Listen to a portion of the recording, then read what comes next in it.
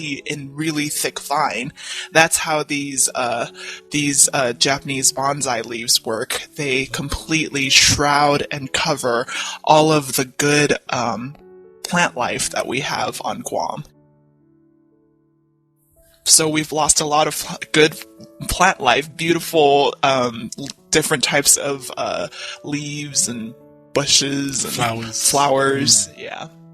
So in addition to losing all of our bird life, we've also lost a lot of this plant life to this introduction of a foreign plant species to Guam.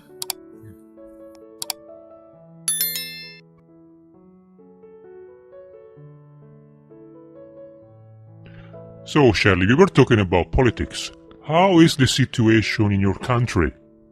Well, you know, I'm pretty much an on-the-fence kind of person, and politics is not my forte. It's not something I like to get into a conversation about. So I'll just change the subject if that's all right.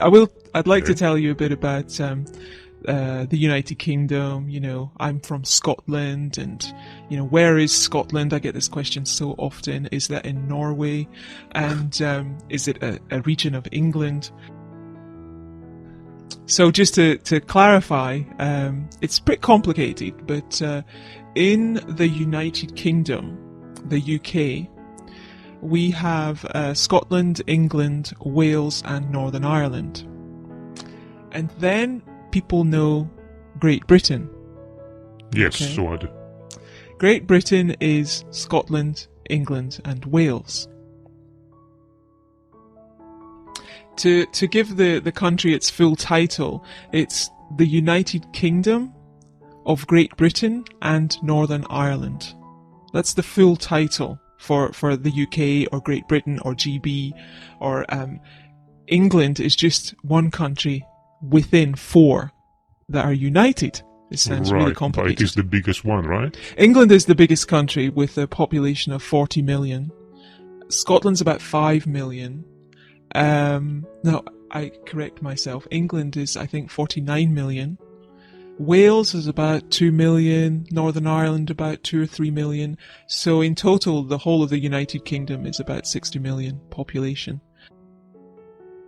How did that come about? Go back 300 years? Or more, even. England and Wales united over 300 years ago. And then Scotland was invited to join the union between England and Wales. Scotland agreed with actually many conditions.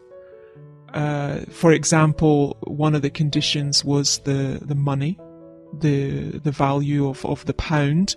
In Scotland we have Bank of Scotland pounds, and in England it's Bank of England pounds. It's all the same sterling currency of the UK, just it's very difficult in England to spend any money that's got Bank of Scotland written on it, even though it's all the same money. Anyway, that's another issue.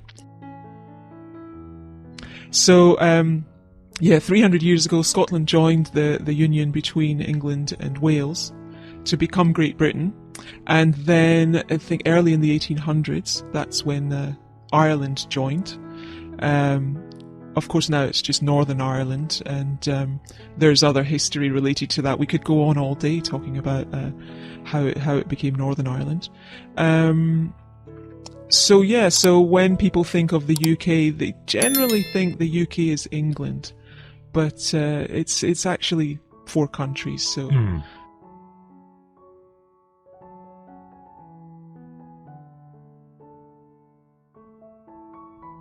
Shirley, one question, please. I'm a bit confused now. One thing, when about sports, sometimes I can see UK play something with a team. Sometimes you're all divided.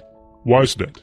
So we are essentially still 4 countries, 4 separate countries in a United Kingdom. So basically each country's just wanted to keep their national team. In the case of the Olympics, for some reason, and I'm not sure of the exact reason, but the Olympics Committee didn't want 4 divided teams from Great Britain. They wanted a representative of the United Kingdom, so they basically made the rule that Great Britain had to send a team and not teams from the 4 individual countries. So we are a United Kingdom, but we're still very much 4 independent countries, and each country is very proud of their own national teams for football and for rugby and things like that. And but it's good that we get together for the Olympics and we can perform as one united country. Okay, thank you very much.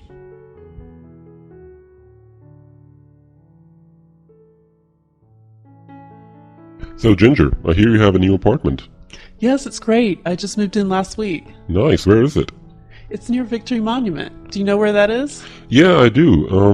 How do you get to work from there?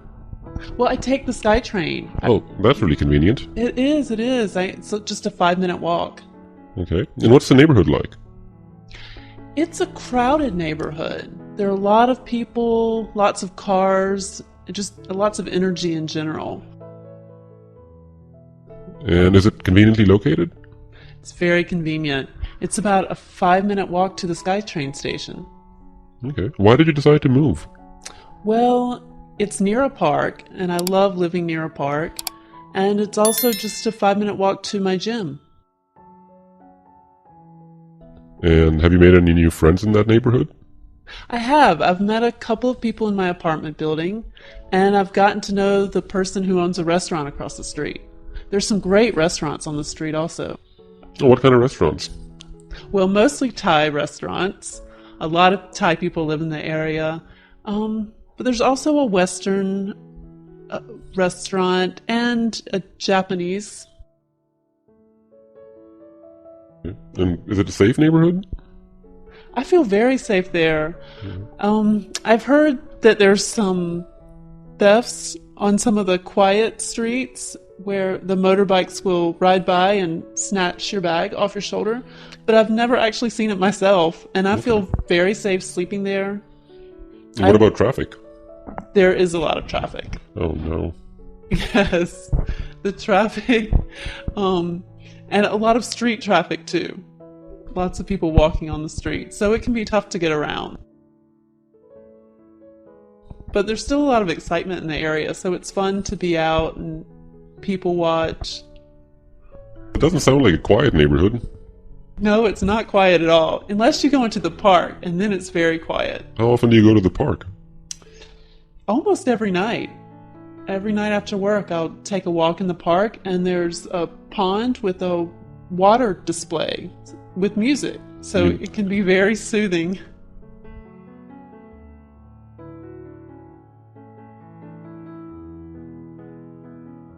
So what about you? You're still in the same place, right? Yeah, I'm still there. Good. How's it going? Oh, it's great. I'm actually quite satisfied with it now. Oh, good, because I thought you wanted to move at one point. Yeah, I thought about it for a while, but then I decided to stay there. There's a lot of good points there. It's a quiet neighborhood. It's not too far from the train, so I can get to work easily. For a while I thought it might be a little too expensive, just slightly above my budget, but I've gotten used to it, and my cats love it. They're really comfortable there, so I think I'm going to stay. Oh, great. I love your cats. Do they have a lot of room to roam around? They have enough room. Of course, they were better off in the house. Right. I was living there last year, but they've adapted pretty well. So there's a roof there, I can take them up and they run around. There's plenty of places for them to hide. Now, what about your neighbors? Are you still living near Matt and Laura? Yeah. Right. Actually, it's really funny. They've been there for about 4 months, and last weekend they invited some people over, about 5 or 6 of their colleagues, and they had a little party. They played poker and had lots of booze around. But unfortunately, the neighbors complained to the landlord, and the landlords were just really angry. Oh no! So they sent them this really harsh email and they said that they wanted them out by the end of the week. So yeah, Matt and Laura have been kicked out of the building. You are kidding! No. Wow, and just 5 people over. Yeah, it was like 5 or 6 people, and apparently it was loud enough. I think it's because the neighborhood is kind of family-oriented, so people aren't used to loud parties. Oh, right. Maybe the voices carry a lot. Yeah, there's a lot of echo in the building, actually, for some reason. So Well, that's too bad for them. Where did they move? they just moved down the street to another apartment building. It's smaller, so I don't think they're happy about it, but oh well. Well, tell them I said hey when you see them. I will, yeah.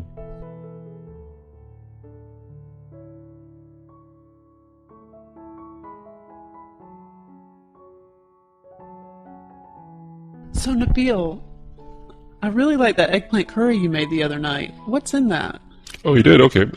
It's actually really easy. There's eggplant, and you need some potatoes, some tomatoes, and onions, and a few spices. Okay, what spices? Well, I use about half a teaspoon of turmeric powder, and a teaspoon of coriander powder, red chili, and cumin. Are those easy to find at any grocery store? You can find them at most grocery stores nowadays. If you can't find them at the major ones, then you might want to look for an international food store, and all of those carry the Indian spices. Okay. I have a really small kitchen. What kind of equipment do you need to make it? Oh, nothing at all. You just need a stove and you need a saucepan. Okay, I can handle that. So how do I make it? Well, first of all, you heat some oil in the saucepan. And when the oil is hot enough, then you add the chopped onions and a tablespoon of garlic paste and a tablespoon of ginger paste. Okay. And you let those cook for a few minutes until the onions have turned brown. Then after that, you add the tomatoes and let those cook for a bit until the tomatoes have gone soft. And then you add all the spices, the turmeric, the red chili, the coriander, the cumin, and the salt, of course. And just mix it up well at that point, and add some water. Okay. The water prevents the spices from burning. After that, add the potatoes, and then add the eggplants. And then pour in about a glass of water, just to make sure that the potatoes and the eggplant are covered. And then you turn it to low heat, and put the lid on, and let it cook for about 15 minutes. Okay, I'm not much of a cook, but I think I can do that. I'll give it a try. Well, good luck. Thanks. Maybe I'll have you over and let you try it. Yeah, I'd love that. All right.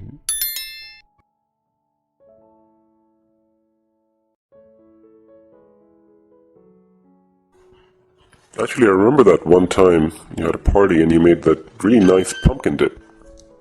Oh, yeah, that's a popular one. Everyone loves that when I make it. What do you need for it? It's really easy. All you need is 1 can of canned pumpkin, 1 8-ounce block of cream cheese, powdered sugar, and a few spices. Is it easy to make? It is. You just let the cream cheese melt a little, and then you blend it together with the pumpkin and the powdered sugar. And then after you get that really smooth and creamy, then you put in the nutmeg, ginger, and cinnamon. Wow, that sounds yummy. It is. It's great. And then I usually put a few cinnamon sticks in for appearance, and then serve it with ginger snaps and with green apples cut into slices. It's good with both of those. Cool, I'm going to try that sometime. What else can you make? Well, like I said, I'm not much of a cook, so I don't cook much. I put things together. You know what? I have a blender and I do a lot of smoothies. I love making smoothies. Yeah, I buy the fruit and then keep the fruit in the freezer. That's the trick. You've got to freeze the fruit. And then you don't need ice, so it doesn't taste watered down. So you take the frozen fruit, put it in the blender, and then you just mix it with yogurt or fruit juice, and it's delicious. What kind of fruit do you like to use? Well, my favorite is just really simple. It's just frozen strawberries, frozen banana, orange juice, and a little honey if you want, but you don't even need the honey. And then I have another I like with mango and papaya and pineapple and yogurt. Well, between your smoothie and pumpkin dip and my eggplant curry, we can throw quite a party. Let's do it. We'll do it on your rooftop with your cats.